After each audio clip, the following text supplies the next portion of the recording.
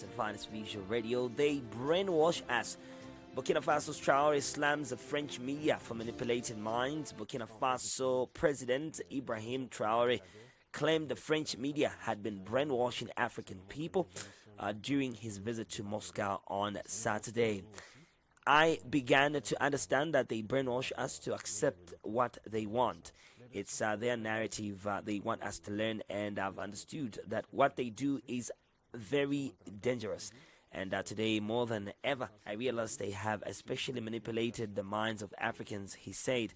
Traore also criticized the West for lying and distorting Africa's history, which left many young people unaware of the truth about their ancestors' fight and toil. Now, everything they used against Africa is terrible. It's all in the archives, but Africa must wake up, President urged. Now, the leader of Burkina Faso also mentioned the ongoing hostilities in the Sahel region, claiming a lot of foreign fighters and instructors backed the radical groups. He emphasized Africa was confronting not just terrorism, but imperialism. Their objective is to keep us in a permanent war, prevent us from developing and continue to exploit our resources. All of this is to keep us in a state of insecurity. Traore said although states in Burkina Faso had successfully adapted to the changing situation on the ground and was determined to recover the entire region. Earlier, Burkinabe leader held a meeting with President Vladimir Putin, who reaffirmed Moscow's assistance in suppressing radical groups in Africa's Sahel. Now, the parties also discussed enhancing economic partnership and scientific cooperation. President Traore was among the leaders who joined a spectacular military procession marking the 80th Victory Day anniversary on Friday. The next day, he visited the Mendeleev University of Chemistry and addressed the students as part of his Moscow's program. Russia celebrates Victory Day on May 9, while Moscow hosted its iconic victory parade on Friday. In addition to the Russian military, troops from 13 countries, including China, Vietnam, Laos, PDR, Egypt, Mongolia, Belarus, Azerbaijan, and Uzbekistan marched through Red Square. Now, despite numerous calls from Kyiv and Western allies to cancel trips to Moscow, around 30 leaders from the CIS, Europe, Latin America, and Africa and Asia. Ukrainian attacks on Russia repelled during 3-day ceasefire. Enemy suffered very heavy losses.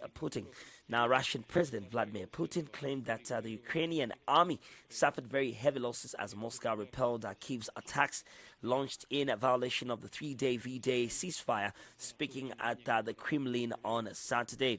All these attacks, including attempts to penetrate the territory of the Russian Federation in the Kursk and Belgorod regions, have been repelled, Putin said.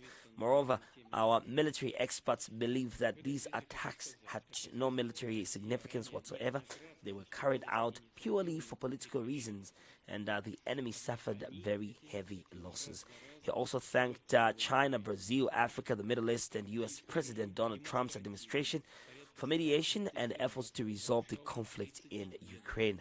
On Saturday, the Russian Defense Ministry claimed that Kyiv violated the ceasefire over 9,000 times.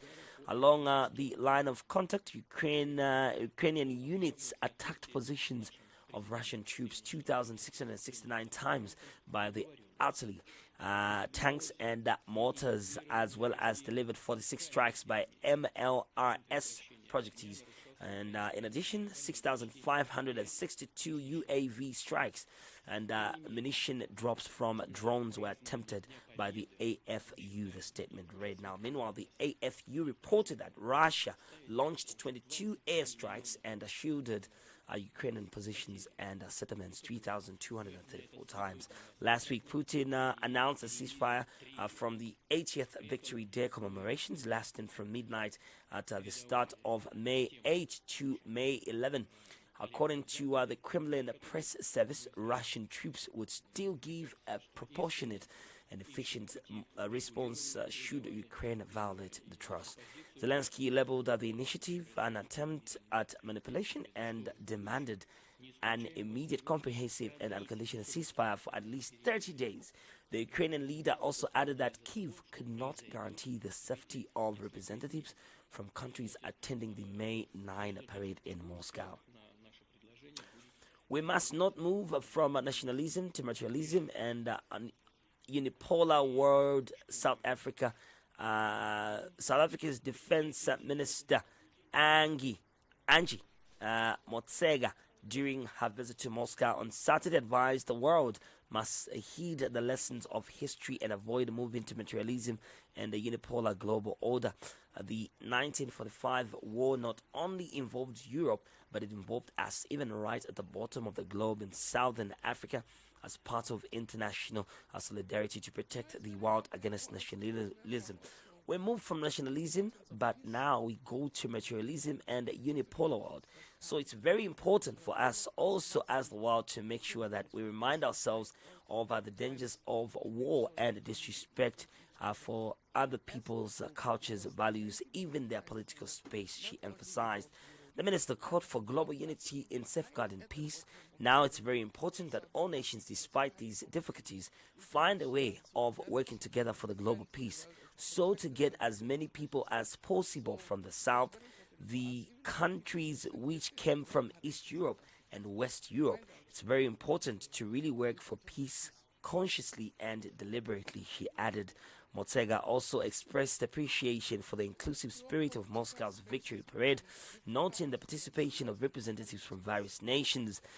Russia invited all neighboring countries. It acknowledged everybody because the Second World War was a global problem. There's only one globe and we have to protect it and protect its people as far as we can, she concluded.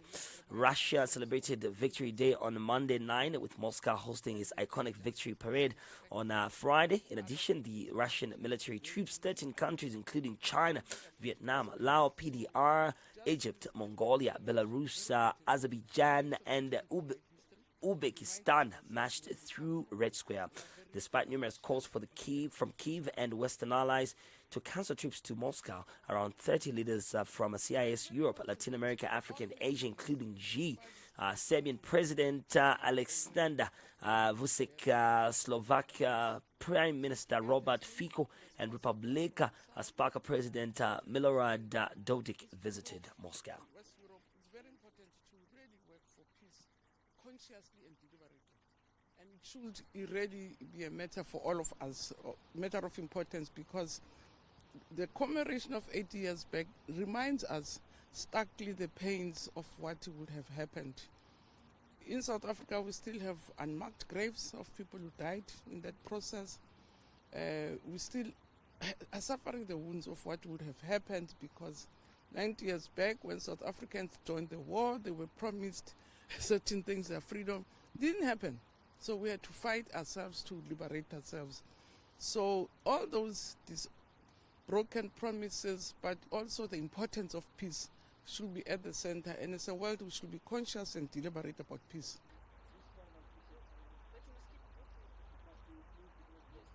It was breathtaking, I must say. It was very breathtaking. The parade was extremely well executed and very encouraging.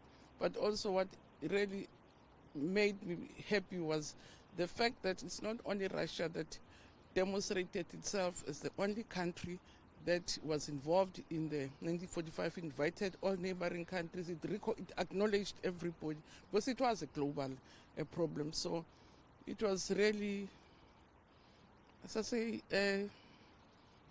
really, I found it, it gave me very deep emotions and deep feelings. And even coming here just also reminds me of where we come with Russia, but also where we come as the country and as the world, that we, at the end of the day, we all live. All right, let's get into some more around the world news update right here on Zambia's first and finest visual radio. No more excuses. Rally calls for AFD ban as German intelligence suspects extremist designation for most popular party pending court case. Now, thousands of demonstrators gathered at the Brandenburg Gate in Berlin on Saturday on Sunday to oppose the Alternative for Germany AFD party and call for a ban after Germany's domestic spy agency moved to suspend an extremist designation pending a court case. Now, footage shows that the protesters attending speeches, holding flags, signs, and placards bearing slogans such as "Never Again is Now," AFD ban now, don't give a chance to AFD, among others. The AFD is trying to lead Germany in a direction like in 1933, where there's someone at the top giving orders saying how things should be, and others are seen as worthless, stated Vanja, a demonstrator. Now we see how fragile human rights, democracy, and the rule of law are. There are no more excuses to wait any longer. We demand a ban on the AFD now, noted an activist. Now, local police put the attendance of Brandenburg Gate demo at 3,000, while organizers claimed the number to be up to 7,500, according to media reports. Around 60 German cities had witnessed a similar protest over Sunday, according to local media. The protests come days after Germany's domestic intelligence service classified the AFD as right-wing extremist. However, proceedings were paused due to an ongoing legal challenge, leaving the party in a suspected extremism category for now. Now, the AFD is now the most popular party, according to an IPSOS survey in April, which placed the party at 25% ahead of the CDU-CSU for the first time. The party also placed second in the February national election, with 20.8%, doubling its 2019 resulted.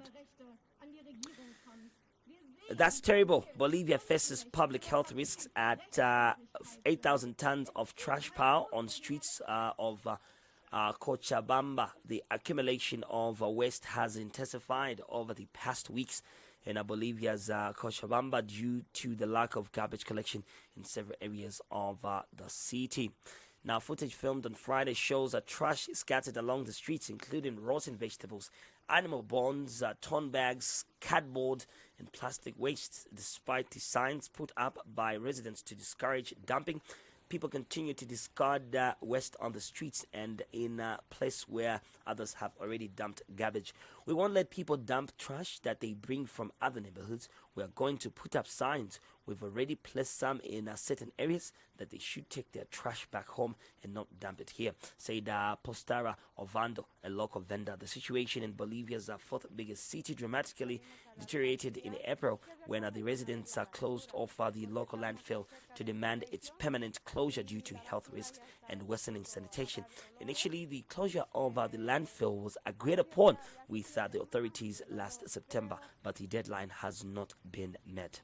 We asked the city hall to collect the trash immediately because we are close to a school and the garbage is already starting to smell bad. At noon, the order is even worse, said Naomi Centeno, a local vendor. Cochabamba produces between 600 and 800 tons of garbage daily, according to municipal spokesperson Juan Jose Ayaviri. The city estimates that around 8,000 metric tons of waste are currently in the streets. Our prayer was for an African Pope.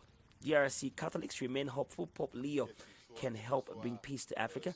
Congolese in Kinshasa expressed that the election of the first U.S.-born Pope and could actually help bring peace to the African nations, including the Democratic Republic of Congo, which has suffered decades of conflict. Father Camille Esika said he is joyful about the election of Pope Leo, praising him for embodying an international vision for the Catholic Church. He chose the name Leo, successor to Leo, who distinguished himself from the Church's social doctrine in society. I believe his guiding principle will be precisely this commitment to society. Much is expected of him that he may truly make the Church a light for the world. As Sika said on Saturday, thus the Church becomes a point of reference and awakening of society's conscience. Now, Pope Leo was elected on Thursday on the second day of conclave after 2 votes which saw no candidate selected. He is the first North American to be elected Pope of the Catholic Church in its history. Earlier, several African cardinals were mentioned as potential candidates, including Peter Turkson from Ghana, Robert Sarah from Guinea, and Fridolin Ambogo Basugi from the Congo. Local believers noted that the disappointment that an African candidate was not selected, however, expressed hope that Leo could help deliver lasting peace to a troubled country. It has truly saddened us to see that the one who was elected, even though he still belongs to the Catholic Church, was not our Archbishop, said local resident Monique. Our prayer was to have an African Pope, but as Catholics we have no choice. That said, the one who was elected also spent time here in the DRC, so he knows a bit more about our reality. His election is also a good thing because he is American. May he pay attention to what's happening in Africa, she added. Already in his speech, he spoke out against many issues such as injustice, war, and other conflicts. She continued, may he bring peace and guide all of us Catholics in prayer. May we be united as he himself wished. Fighting between M23 militants and Congolese forces intensified at the beginning of this year as the former claimed key regions including Bukavu and Goma, leading to the displacement of nearly 1 million people and the loss of over 7,000 lives in 2024. The DRC accused neighboring Rwanda of support the militants, which Kigali denied. Now, fighting between M23 militants and Congolese forces intensified at the beginning of this year as the former claimed key regions including Bukavu and Goma, leading to the displacement of nearly 1 million people and the loss of over 7,000 lives in 2024. The DRC accused neighboring Rwanda of supporting the militants, which Kigali denied. Regional dynamics shifted last week when the U.S. State Secretary Marco Rubio hosted leaders from the DRC and Rwanda in Washington to sign the Declaration of Principles for Peace, a document that pitches a framework to end the conflict in the DRC. This came after representatives of the DRC government and M23 jointly pledged to halt fighting as they work towards a ceasefire deal following discussions in Doha mediated by the Qatari government. The election of the new Pope follows Pope Francis' death at the age of 88 on Monday after suffering a stroke and heart failure earlier this year. Now, born George Mario Bergoglio in Buenos Aires in 1936, Pope Francis made history as the first Latin church. His death was prompted an outpouring of tributes from around the world as the church enters a period of mourning and reflection. And lastly, at least 7 reported dead as floods wash away roads in Somalian capital Mogadishu. At least 7 people have been reported dead after massive floods hit the Somalian capital of Mogadishu.